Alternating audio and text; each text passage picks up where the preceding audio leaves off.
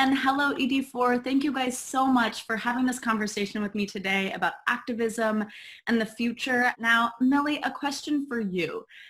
I love talking about the role that young people can take, like many of the people who are watching right now, when we are dealing with these big global issues. And Millie, I know you, working with UNICEF to support children everywhere, have lots of experience with this.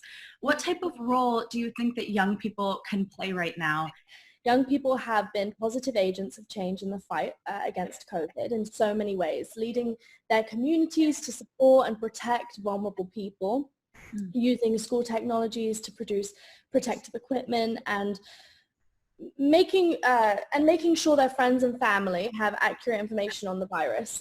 It all shows what a difference we can make. The problem has never been that young people's voices weren't loud enough. I think I learned that. It's that they need to be listened to and taken seriously when decisions are made that affect them and their futures.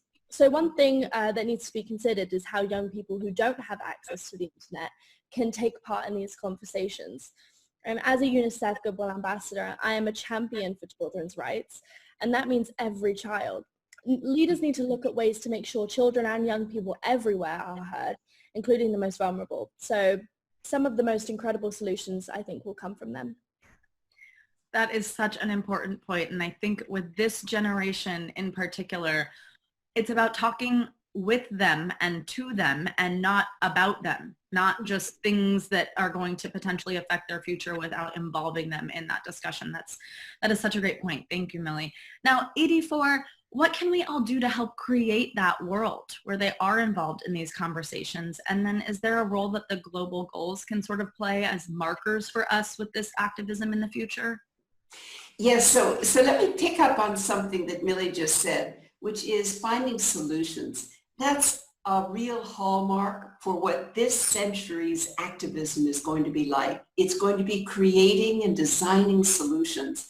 So it's just underline, great point, Millie. I'm so glad you made it. Your voice makes a huge difference. So the global goals are a blueprint for action. They're powerful. They carry power within them. But we want everyone's handprints all over them. You'll find somewhere in those global goals something that really connects for you. These goals are for everyone. They're about everyone. They're to include everyone. I'm loving the girl power on this panel right now. And that's enough questions from me, and we will keep the girl power going here because we are going to bring in someone else right now. This is Yael Krupnikov. She is a 17-year-old from Argentina, and she's got a very important question for you.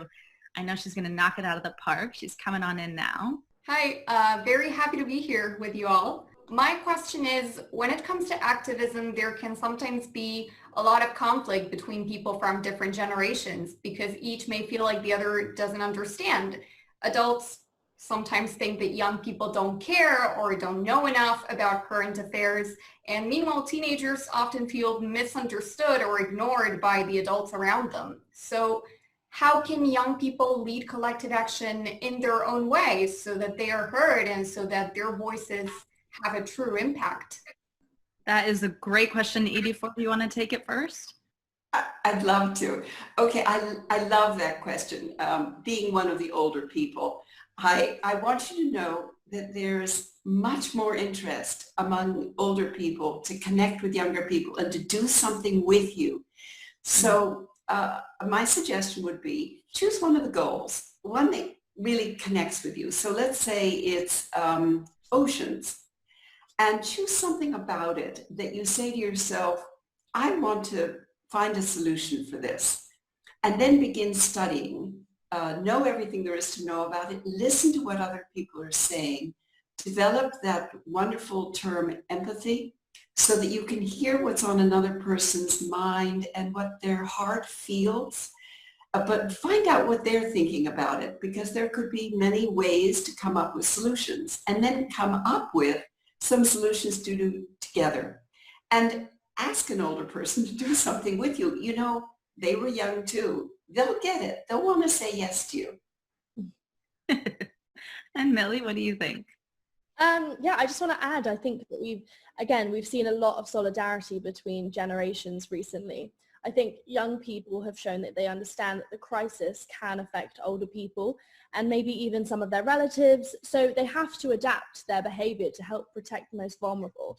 And hopefully this solidarity is something, you know, we can take forward into the future. I know that I love working with my grandmother on things, even though, you know, now she doesn't sometimes know the exact current affairs that are going on. I know that I love working with her in finding solutions and making a difference. And Yael, again, great question. Thank you so much for bringing that to the conversation. And now I've got a final question for all three of you that we'd love to hear from.